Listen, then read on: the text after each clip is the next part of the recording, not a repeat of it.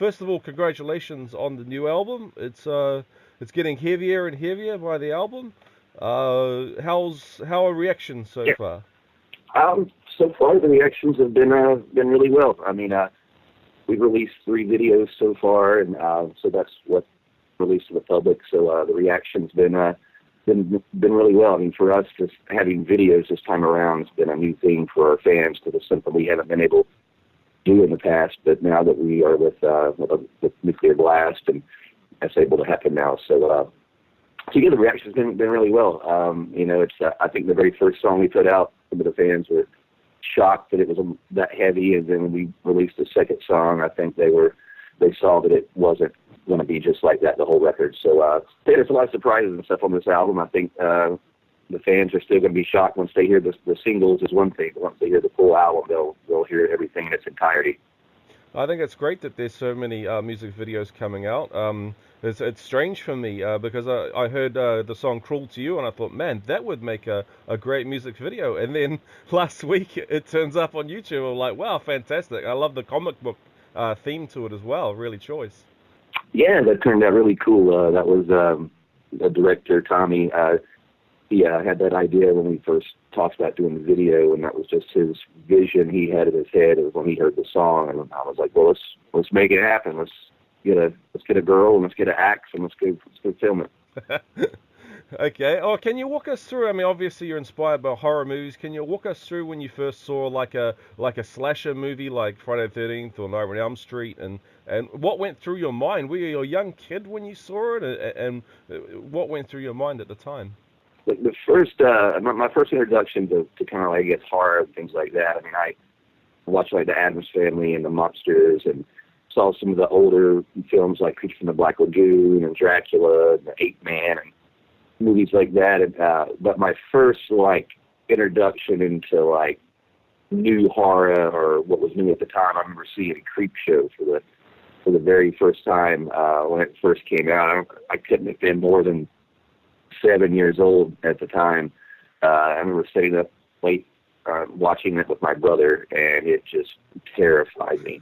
All 5 of those different stories, and it was just something I never saw. It was, and it had that comic book element too, because Creepshow was a comic, and so yeah, it was just it was just really, really weird for me. And I love how the Creepshow, when it starts off with a little kid. It was like my age, very beginning, reading a comic book, and his dad comes in and yells at him and throws his comic book in the trash, and then the Creepshow monster comes at the window and waves at him, and the little boy just starts laughing. It's so weird and creepy. And then I think that just really resonated with me as just being like, I just related to the little kid and that thing, and it just really, really terrified me. So ever since then, I've been hooked.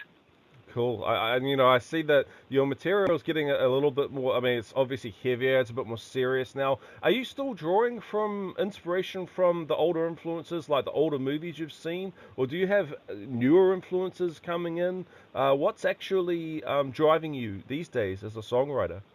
These days, I'm doing less of writing about films that I grew up watching. I mean, I've pretty much covered everything that I wanted to cover as far as films go, and my original things that I grew up watching.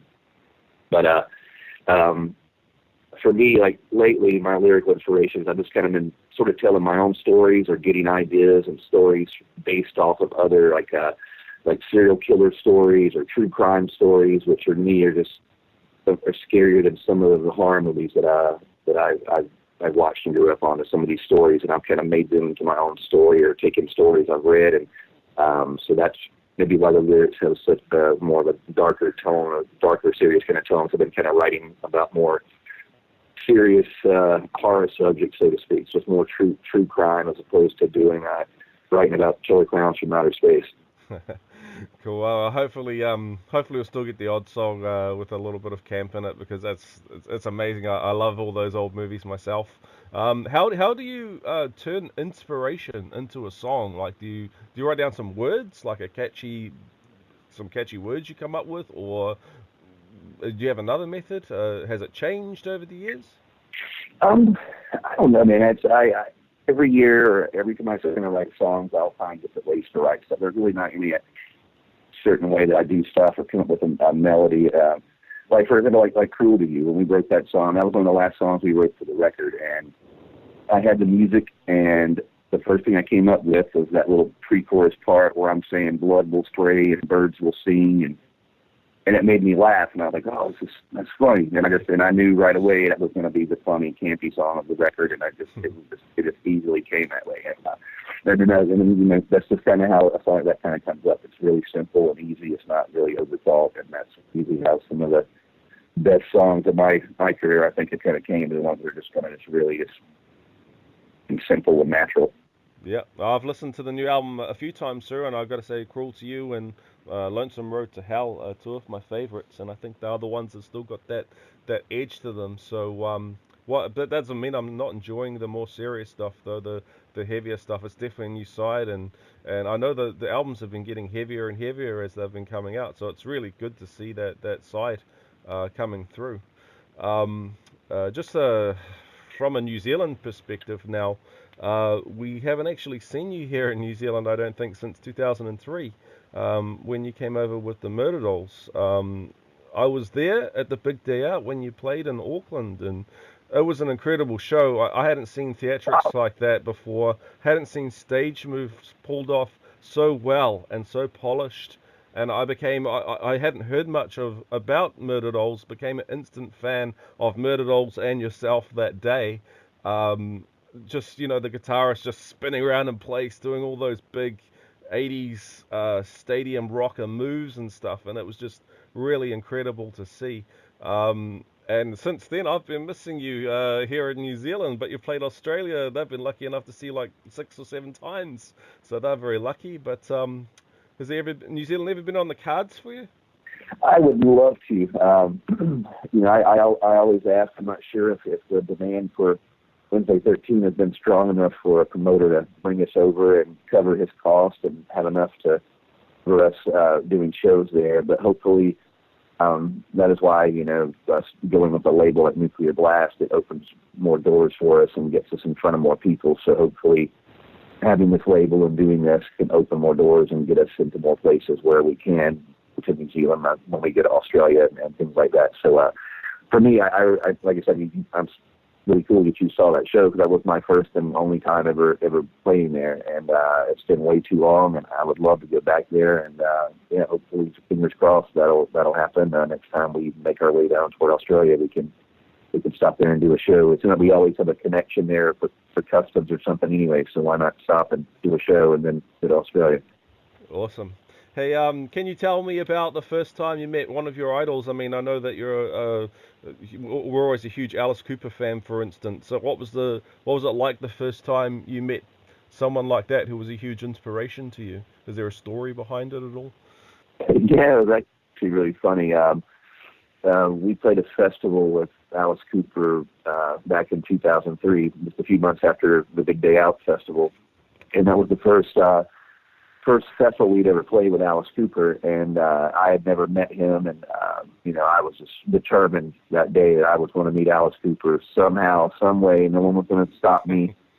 That was my day, and but I had heard getting close to Alice is like almost impossible. He's always surrounded by people. He only shows up at the show and he's out real quick. He's just kind of like just pops up like Dracula and disappears. So. I found his crew people. And I met his daughter along with his tour manager. And I told her, I was like, "Hey, look, your dad is my hero. I have to meet him. Please, some way, can you arrange it where we could have just 30 seconds just so I could shake his hand and thank him?" And just, she's like, I'll do my best. And it was really cool. And so either way, she arranged it where we could go meet Alice after his show. So we watched him play the show, and it was in Belgium, I believe. And then for the show, we went back to his bus, and we were in Europe, and we're sitting down. It's like a double-decker bus in Europe, and we're sitting downstairs, and just and we're waiting on Alice to show up, and we hear that he's upstairs. And we're like, "Oh, that Alice will be down in a few to meet you guys." I'm like, "Okay, cool." And I'm standing there, and just all the guys in there were like so nervous to meet him, and we're all kind of sitting down, and I'm looking at the guys in my band, and they're looking back at me, and his daughter's standing there, and all of a sudden the guys I'm talking, and all the guys look at me, and they just kind of get this look on their face like they just see a ghost behind me. all of a sudden I hear this voice over my shoulder go, "Get away from my daughter." And I turned around, it was Alice. And he just smiled. He goes, "I'm just kidding. Alice Cooper, nice to meet you." And I was like, oh. So it was hilarious. So he sat down and we had a conversation with him. He was a big fan of Murder Dolls. He loved what we were doing and a big supporter of it. And then after that, Murder Dolls went on the hiatus. And then Alice hit me up when I was doing my solo tour and took us out on tour. And since then, we've become good friends and family friends. And it's been a really, really crazy, surreal thing that meeting that guy and now he's a friend. Awesome. Hey, I mean, you've got so many influences here that I'm also a personal fan of. I mean, a lot of people who are into the more extreme metal can't understand the glam metal side and the hair metal side, but I love it. Twisted Sister, Motley Crue, Skid Row, Poison, all that stuff. And you also like, I believe you also like the classic New York punk stuff like Ramones and Plasmatics. And would you ever have listened to bands like The Dictators and things like that?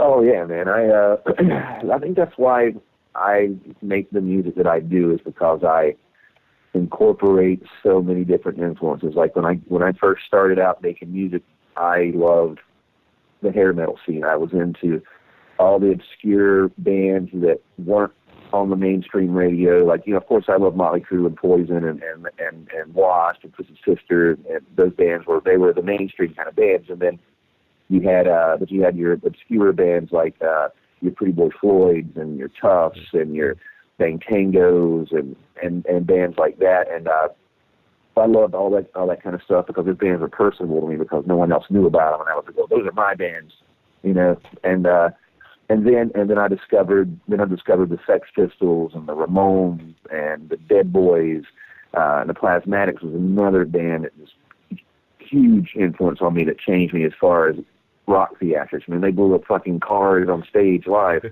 It's insane. And so all that stuff was incorporated, and then and then over the years, just everything else I've listened to. I listen to old school outlaw country music. I listen to old '70s glam rock. And then I started incorporating a lot of heavy metal into it. So I listen to that now. So for me, it's just all across the board. I listen to everything, and I don't have any rules to play with Wednesday 13. We can do whatever we want. The only rule is don't suck. Awesome. How did you manage to put out so much material, especially early in your career? It's crazy how prolific the releases were. Did you just try recording yourself, or did you just know somebody? How did you manage that? I mean, I started recording, my band prior to Murder Dolls, my Frankenstein Drag Queen. That's sort of like what I consider like my first kind of real band. I had a band prior to that sort of morphed into what Frankenstein Drag Queens became. But back in 1996, that was when I worked at a furniture delivery job, and I wanted to put a CD out, so I went and took a loan out for $3 or $4 grand and went in the studio and recorded our first album, and had enough money to get 1,000 CDs printed, and that became our 1,000 CDs to send out in the mail and get other people interested in us. And then we got some reviews in some magazines, and we thought we were famous for 5 seconds when we got 3 letters in the mail, and then so we had to make the second record, and it just became like this thing for me. It was like, cool, each record, everyone's starting to know who we are a little bit more, when it was really just getting one review in a magazine made me feel like I was doing something, like getting a Grammy or something. So every time I just wanted to do another record and another. So it was just more or less just trying to get to that next level and basically get out of working my day job, and because I wanted to play music full time and do that full time. So basically just taking all those years and me just doing it over and over again until I got recognized, and then Joey Jordison heard about my band and offered me the Murder Dolls idea, and that was from that point on here. And I've been doing it, and here I am, awesome. 15 years later since the Murder Dolls. Oh, well, cool. I think I'm out of time now. I think I only got 15 minutes, so I can ask you a bunch more questions, but that's okay. I got to get off the phone so other people can give you a call and interview as well. Wednesday 13th. Thank you very much for the interview. Any final message for the New Zealand fans? just tell them thank you for all the support, and hopefully we can get the band there live in way too long, and you hopefully see you soon.